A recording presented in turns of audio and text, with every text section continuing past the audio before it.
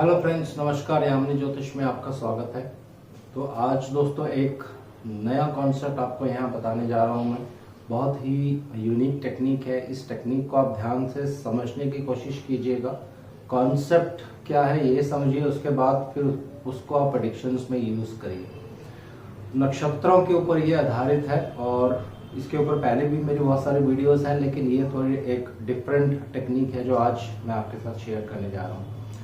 तो आइए वीडियो आरंभ करते हैं। वीडियो आरंभ करने से पहले बहुत बहुत धन्यवाद जो लोग मेरे चैनल सब्सक्राइब कर रहे हैं।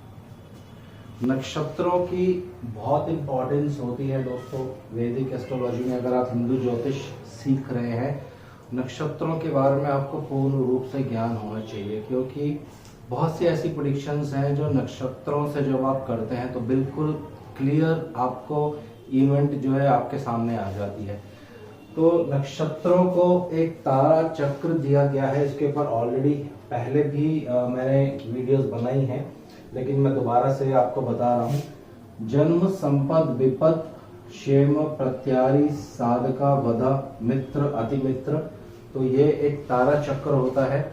चंद्रमा आपके जिस भी नक्षत्र में होंगे वो आपका जन्म नक्षत्र कहलाता है। जहां मैंने ये जन्म लिखा है तो ये पहला नक्षत्र होगा। उसके बाद 10वां, उससे 19वां ये जन्म नक्षत्र होता है। तो जन्म नक्षत्र बहुत इंपॉर्टेंस रखता है दोस्तों वैदिक एस्ट्रोलॉजी में। बहुत सी प्रेडिक्शंस इसके ऊपर आप कर सकते हैं। तो आज मैं आपको जन्म नक्षत्र के ऊपर ही बता रहा हूँ। एक एक करके मैं सबके बारे में अलग अलग आपको बताऊंगा कि कैसे इस चीजों को क्लासिफाई किया जाता है, इनका मतलब क्या होता है। तो जन्म नक्षत्र हेल्थ इश्यूज लेकर आता है दोस्तों। अगर आपका जन्म नक्षत्र पीड़ित हो जाएगा गोचर में, या कोई ऐसा प्लैनेट जो आपके जन्म नक्षत्र में ही विराजमान होगा, तो उस पीरियड में उस पर्टिकुलर प्लैनेट की जब दशा, महादशा या अंतरदशा लगेगी आपको, तो उस पीरियड में आपको हेल्थ इश्यूज की प्रॉब्लम आ सकती है। किसी तरह के और कष्टों का सामना भी आपको करना पड़ सकता है। तो इसमें 2-3 टेक्निक्स हैं। पहली टेक्निक आपको मैं बताता हूँ। एग्जाम्पल लेते हैं। मान लीजिए आपका चंद्रमा केतु के नक्षत्र में है। आपका जो जन्म चंद्रमा है वो केतु के नक्षत्र में है। तो जन्म नक्षत्र केतु हो गए, यहाँ पे केतु देव हो गए। अब कोई ऐसे प्लैनेट जो कुंडली में मेलेफिक है, फंक्शनल मेलेफिक है कुंडली में, मान लीजिए कोई भी एक लगन ले लेते हैं। उस लगन के लिए जो भी फंक्शनल मेलेफिक होगा, एग्जाम्पल कर्क लगन ले लेते हैं। कर्क लगन के लिए शनि देव जो है बहुत ज्यादा फंक्शनल मेलेफिक माने जाते हैं क्योंकि 8th लॉर्ड है। या बुध देव भी बहुत ज्यादा मेलेफिक माने जाते हैं क्योंकि 3rd लॉर्ड है। तो दोनों की मूल त्रिकोण राशि ही लेनी होती है आपको। बुध देव की मूल त्रिकोण राशि 3rd हाउस में आएगी, शनि देव की 8th हाउस में आएगी। तो ये बुध देव अगर आपके केतु के नक्षत्र में ही विराजमान होंगे, अश्विनी, मगा, मूला, इन तीनों में से एक नक्षत्र तो आपका जन्म नक्षत्र हो जाएगा, लेकिन दूसरे किसी नक्षत्र में अगर बुधदेव विराजमान होंगे और वो कुंडली में आपके लगन के अनुसार एक फंक्शनल मेलेफिक प्लैनेट है, तो जब बुधदेव की दशा या अंतरदशा आपको आरंभ होगी या चलेगी, उस पीरियड में हेल्थ इश्यूज हो सकते हैं या किसी तरह की प्रॉब्लम आपको फेस करनी पड़ेगी दोस्तों। ये बिल्कुल टाइम टेस्टेड टेक्निक है। बहुत सी कुंडलियों पे इस टेक्निक को मैं अप्लाई भी करता हूँ, बहुत अच्छे रिजल्ट्स देखने को मिलते हैं। तो ये आपको देख लेना है कि जन्म नक्षत्र में और कोई ऐसा प्लैनेट तो नहीं है जो आपको पीड़ा दे सकता है, फंक्शनल मेलेफिक है। तो अगर वो पीड़ा दे रहा है अपनी दशा, महादशा या अंतरदशा में, तो उस पर्टिकुलर प्लैनेट की आपको रेमेडीज अवश्य करनी चाहिए। जो भी उसकी रेमेडीज होंगी वो प्लैनेट पे डिपेंड करेगा, प्लैनेट कितनी डिग्रीज पे है और कैसे आपको उसकी रेमेडीज करनी है।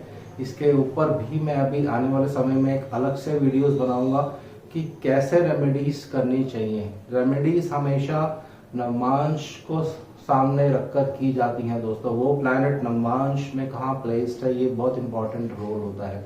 तो इसके ऊपर अलग से वीडियो बनाऊंगा। तो ये पहली टेक्निक है जो आपको हमेशा याद रखनी है। अब एक दूसरी टेक्निक इसी से रिलेटेड है, वो मैं आपको बताने जा रहा हूँ। एग्जाम्पल यही ले लेते हैं, किसी के चंद्रमा केतु देव के नक्षत्र में है और उनका मान लीजिए कर्क लगन है। सिंपल एक छोटी सी कुंडली ले लेते हैं यहाँ पे सिर्फ समझने के पर्पस के लिए। और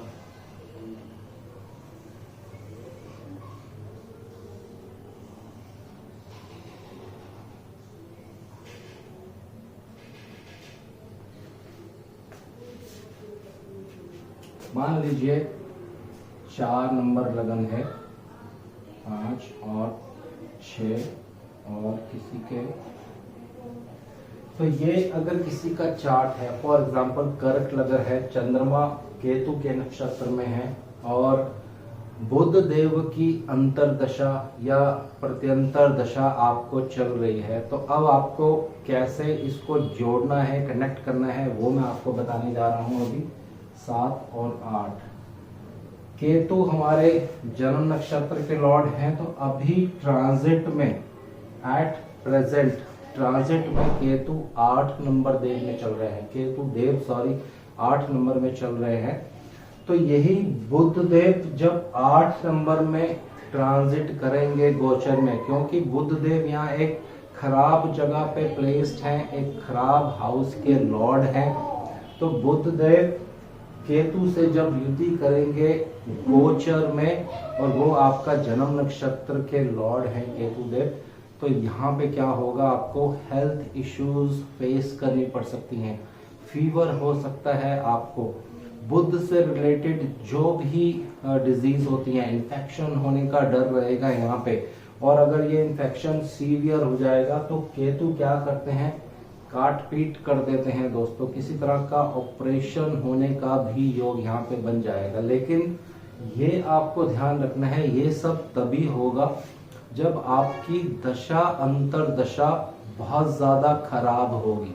सिर्फ अकेले बुध देव केतु के साथ युति कर लेंगे गोचर में तो खराब रिजल्ट नहीं आएगा, महादशा अंतर दशा भी खराब होनी चाहिए तो बहुत ज्यादा एडवर्स इफेक्ट आता है। तो जब तक बुध देव इस केतु देव के साथ युति करेंगे तब तक आपको प्रॉब्लम रहेगी दोस्तों। तो ये दूसरी टेक्निक हो गई जो आपको इस तरह से लगानी है। जन्म नक्षत्र के लॉर्ड गोचर में कहाँ मूव कर रहे हैं और उसमें जब कोई मेलेफिक प्लैनेट आके उनके साथ युति कर लेता है, वो मेलेफिक प्लैनेट आपके लगन के लिए फंक्शनल मेलेफिक होना चाहिए। तो इस तरह की प्रॉब्लम्स जो है फेस करनी पड़ती हैं। अब तीसरी टेक्निक इसमें क्या है, फॉर एग्जाम्पल इसी कुंडली को लेते हैं, जन्म नक्षत्र जो है मेरा वो केतु देव ही ले लेते हैं हम, ये मेरा जन्म नक्षत्र है, जन्म नक्षत्र केतु देव नहीं है। केतु देव कुंडली में अगर 2 नंबर राशि में विराजमान है, फॉर एग्जाम्पल ले रहा हूं मैं, कोई फंक्शनल मेलेफिक प्लैनेट इस लगन के लिए, कर्क लगन के लिए शनिदेव एक बहुत ही फंक्शनल मेलेफिक प्लैनेट माने जाते हैं। 8th हाउस में उनकी मूल त्रिकोण राशि है।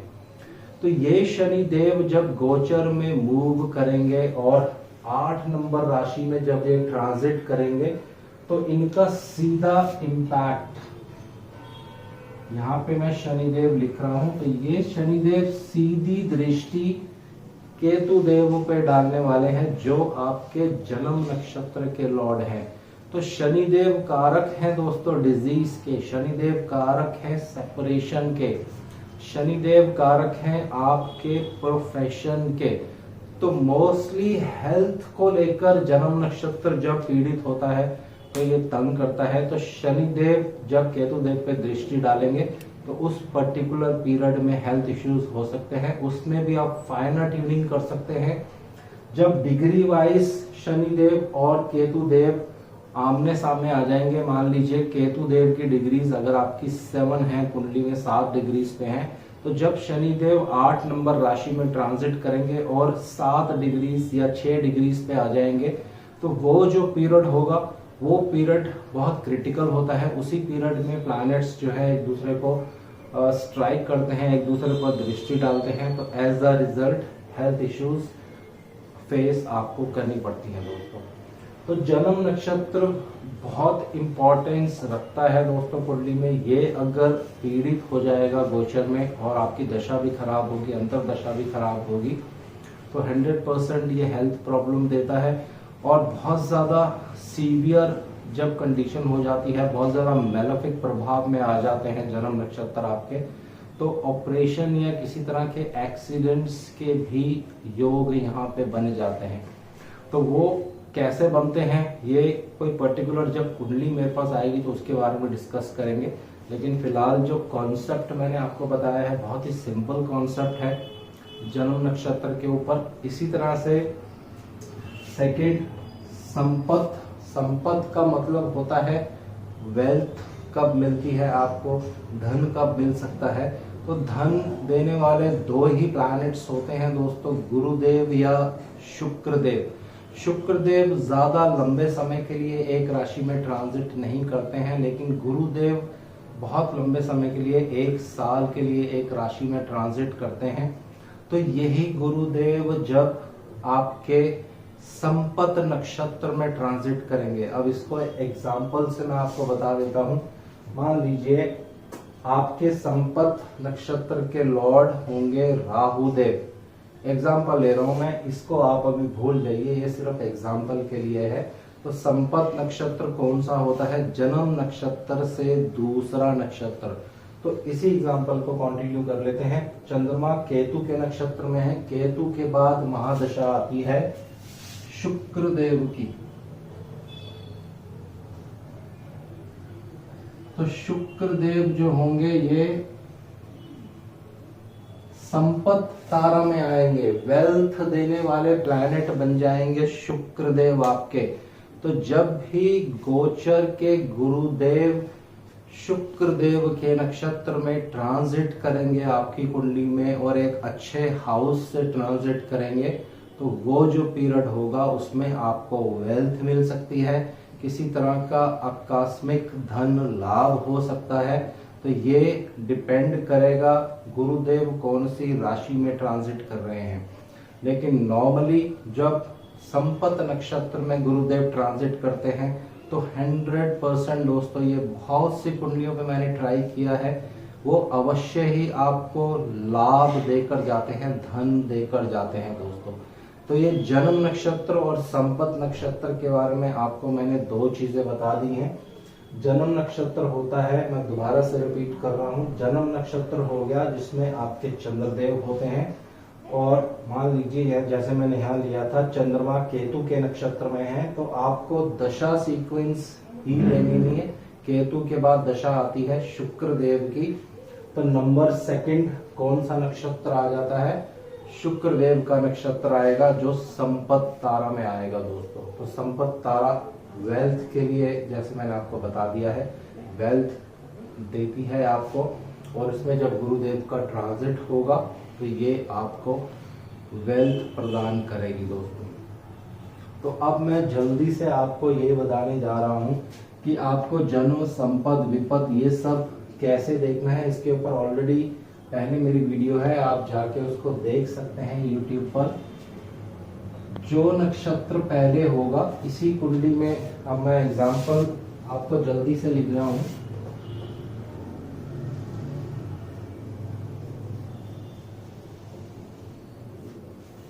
तो यहां देखिए, जैसे मैंने लिखा था चंद्रमा मेरे केतु के नक्षत्र में है, तो केतु मेरे जन्म तारा में आ गए, जन्म नक्षत्र हो गया। तो केतु के बाद दशा आती है वीनस की। तो वीनस जो है मेरे संपत तारा में आ जाएंगे दोस्तों। संपत मतलब वेल्थ। वीनस के बाद दशा आती है सूर्य देव की। तो सूर्य देव इस कुंडली में, उस कुंडली में जिसका जन्म नक्षत्र केतु होगा, सूर्य देव आपको खराब रिजल्ट देंगे क्योंकि ये विपत्त तारा में आ जाएंगे। विपत्त तारा का मतलब होता है विपत्ति, ऑब्स्टेकल्स, प्रॉब्लम्स। इसी तरह से क्षेमा तारा में सूर्य देव के बाद दशा आती है चंद्रदेव की, उसके बाद दशा आती है मंगल देव की। तो क्षेमा मतलब सक्सेस और प्रत्यारी मतलब ऑब्स्टिकल्स, तो इस पे मैं क्रॉस लगा लेता हूँ। उसके बाद साधका, साधका मतलब होता है किसी गुरु का मिलना या किसी ऐसे व्यक्ति द्वारा आपको हेल्प मिल सकती है जो आपसे एज में बहुत बड़ा हो, बहुत आदरणीय हो आपकी फैमिली में। उसके बाद आता है बद्ध तारा। बद्ध तारा का मतलब होता है कि ये बद्ध तारा आपको प्रॉब्लम दे सकता है, मृत्यु तुल्य कष्ट दे सकता है। अब यहाँ पे एक डिफरेंट चीज है जो मैं आपको बताने जा रहा हूँ। यहाँ पे गुरुदेव बद्ध तारा में आ रहे हैं दोस्तों, लेकिन गुरुदेव एक नेचुरल बेनिफिक प्लैनेट भी हैं। अगर वो संपत नक्षत्र में आपके आ जाएंगे तो धन आपको अवश्य देंगे, क्योंकि ये बद्ध तारा में आ रहे हैं। तो धन आने के जो रास्ते होंगे वो गलत हो सकते हैं दोस्तों। तो इसको इस तरह से आपको इंटरप्रेट करना है। उसके बाद मित्र तारा में शनिदेव आएंगे और अति मित्र तारा में बुध देव आएंगे दोस्तों। तो इसको भी आपको इस तरह से इंटरप्रेट करना है, जैसे कुंडली में पहले मैंने आपको बताया था कि 4 नंबर लगन के लिए बुध देव एक खराब प्लैनेट है, लेकिन नक्षत्र तारा चक्र के अकॉर्डिंग वो अति मित्र तारा में आ रहे हैं। तो अगर वो हेल्थ इश्यूज देते भी हैं, आपको किसी तरह की प्रॉब्लम दे भी देंगे अपनी दशा अंतरदशा में, तो वो इतनी सीवियर नहीं होगी, क्योंकि अति मित्र नक्षत्र में है। आपकी हेल्प करेंगे, बीमारी देंगे तो उसकी सॉल्यूशन भी आपको साथ साथ अपने आप मिल जाएगी दोस्तों। तो इसको इस तरह से क्लासिफाई करना है। और बाकी नक्षत्रों के बारे में मैं आने वाली वीडियोस में और डिटेल्स में आपको बताऊंगा। इसको विद एग्जाम्पल स्टडी करेंगे कि कैसे गुरुदेव का या शुक्रदेव का ट्रांजिट जब संपत नक्षत्र में आता है तो व्यक्ति को धन मिलता है उस पीरियड में। तो आज के लिए इतना ही दोस्तों। नेक्स्ट वीडियो बहुत इंपॉर्टेंट रहेगी, वो आप जरूर देखिए। शनिदेव से मैं आग्रह करता हूँ सबके घर में सुख और शांति बनाए रखें। जय शनिदेव।